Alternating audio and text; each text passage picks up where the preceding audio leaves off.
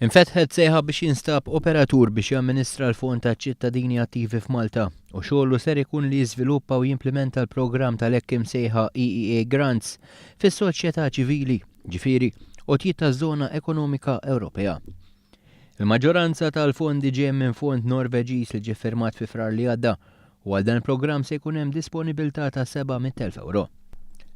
Dawn id-dettalji tuhom is-Segretarju Parlamentari responsabbli mill-Fondi Ewropej Ian Borg f'konferenza tal-aħbarijiet il-ħamis filgħodu li matula spjega kif dan il-fond se jippromovi l-partiċipazzjoni demokratika, ċittadinanza attiva u drittijiet tal-bniedem.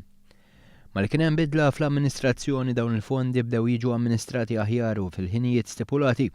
U eżempju ta' dan kienet it-tlestija tax-xogħlijiet li saru fuq il-proġett tal-konservazzjoni tal-ilma f'Ħal Saflini u anke l-faċilità korrettiva taż-żgħażagħ il-Jors.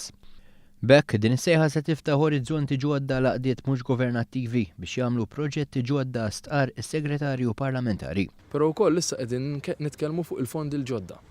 Dawn il-proġetti issa waslu fit-tmiem tagħhom, ħajkunu inaugurati u issa qed nillonċjaw il-proġetti l-ġodda 700,000 għas-soċjetà ċivili.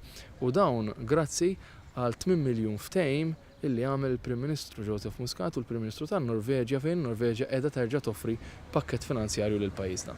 Dan il-fond se promovi trattament ugwali, ġustizzja soċjali u inklużjoni tal-gruppi vulnerabbli, ugwaljanza bejn is-sessi fil-waqt li jingħata ambjent aktar nadif u sigur.